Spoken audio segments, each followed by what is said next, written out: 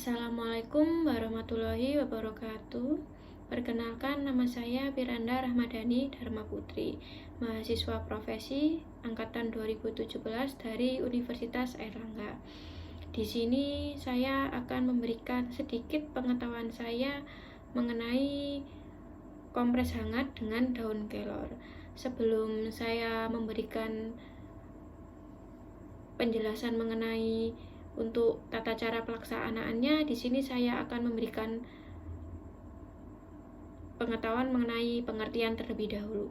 Jadi untuk pengertian dari terapi kompres hangat ini adalah memberikan sensasi hangat pada bagian tubuh tertentu dengan memanfaatkan balutan hangat yang memberikan sensasi hangat pada bagian tubuh yang membutuhkannya. Secara fisiologis, respon tubuh pada bagian tersebut adalah pembesaran vena, penurunan ketebalan darah, dan penurunan tonus otot. Untuk pengertian dari kelor itu sendiri, untuk daun kelor atau yang biasa disebut dengan Moringa aloevera ini adalah jenis tumbuhan dari suku Moringaceae dengan kandungan senyawa seperti tanin, steroid, terpenoid, flavonoid, dan juga saponin.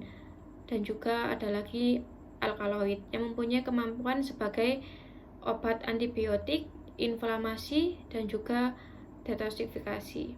Dan untuk kandungan flavonoid pada daun kelor ini juga berkhasiat sebagai analgesik, yang mekanisme kerjanya ini dapat menghambat enzim siklooksidgenase sehingga akan mengurangi produksi prostaglandin yang kemudian dapat mengurangi rasa nyeri.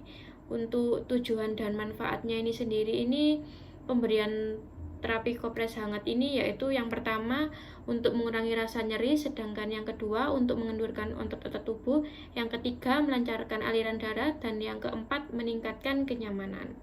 Untuk indikasi ini biasanya diberikan karena adanya yang pertama pembengkakan, kedua adanya kekakuan sendi dan otot, yang ketiga ini biasanya pada penyakit osteoartritis atau gout arthritis, dan juga biasa disebut dengan rheumatoid arthritis atau biasa yang bahasa awamnya kita sebut dengan rematik.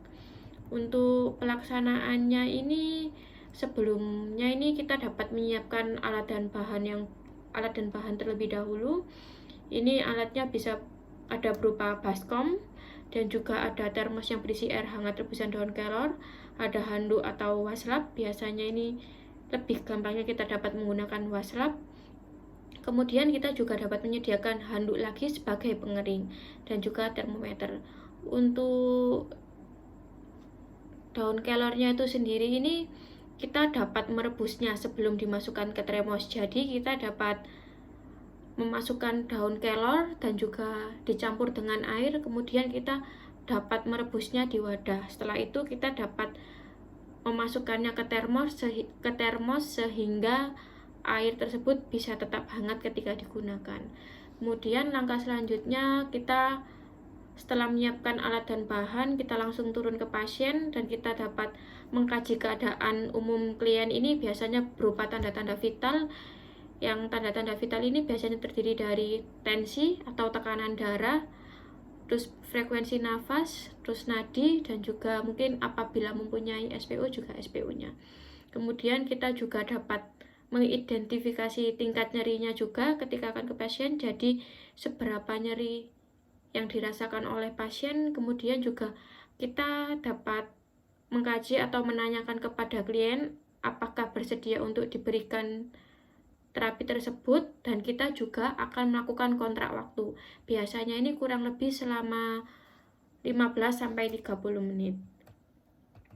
Kemudian pada selanjutnya, sebelum melakukan tindakan, kita dapat memperkenalkan diri terlebih dahulu, seperti perkenalkan nama saya siapa dan bagaimana. Kemudian kita juga dapat menjelaskan tujuan dan prosedur tindakan, yang kemudian kita juga dapat menciptakan lingkungan yang aman dan nyaman di sekitar pasien, sehingga ketika diberikan intervensi, pasien juga dalam kondisi nyaman. Kemudian tahap selanjutnya, sebelum kita memberikan kompres hangat, kita bisa cuci tangan terlebih dahulu. yang berguna untuk mengurangi terpaparnya infeksi. Yang kedua, yang selanjutnya kita menganjurkan klien untuk mengambil posisi yang dirasa paling nyaman, bisa berbaring atau duduk. Untuk posisi ini biasanya lebih mudah duduk, karena kalau pada pasien dengan hipertensi dan juga karena osteoporosis karena penuaan ini, biasanya kan kalau hipertensi bisa diberikan pada belakang leher atau kepala, jadi lebih memudahkan ketika posisi duduk. Kemudian kita dapat memasukkan air rebusan tadi yang sudah ditaruh ke termos ini ke dalam wadah atau baskom. Kemudian kita jangan lupa untuk mengukur dan memastikan suhu ini agar tidak terlalu panas. Biasanya ini dalam rentang antara kurang lebih 37 menit dan juga sampai 37 derajat, sampai 40 derajat. Kemudian kita dapat membasahi waslap dengan air daun kelor hangat. Kemudian kita peras dan kita berikan pada daerah yang mengalami nyeri, biasanya kalau hipertensi pada belakang leher atau kepala, dan pada pasien dengan penyakit sendi atau osteoporosis karena penuaan ini bisa ditaruh di bagian lututnya, karena biasanya pada lansia ini rentan sekali punya penyakit di bagian lutut juga. Kemudian kita menggunakan, sesudah waslap diberikan ke bagian tersebut, kita tutup waslapnya menggunakan kompres dengan handuk kering agar kompresannya ini tidak meresap, tidak jatuh kemana-mana, karena takutnya kan juga bisa terjadi kalau airnya kemana-mana ini biasanya lanjut dapat terjadi resiko jatuh. Kemudian apabila handuk atau waslapnya ini sudah terasa kering ketika dikompres atau suhu kainnya sudah menurun, kita dapat memasukkan waslap lagi ke dalam air hangat dan kemudian memberikannya kembali. Kita ini biasanya mengkompresnya sekitar 20 menit hingga 30 menit. Setelah itu, setelah kita selesai kompres, kemudian kita keringkan bagian tubuh yang dikompres dengan handuk atau waslap kering. Setelah kita memberikan intervensi kepada pasien, kita dapat melakukan evaluasi tindakan mengenai seberapa besar penurunan nyeri yang terjadi setelah kita berikan tindakan. Kemudian kita juga dapat mengidentifikasi respon klien, dan jangan lupa ketika mengidentifikasi juga kita mengobservasi skala nyeri setelah diberikan perlakuan ini kira-kira menurun atau tidak, atau membaik atau tidak.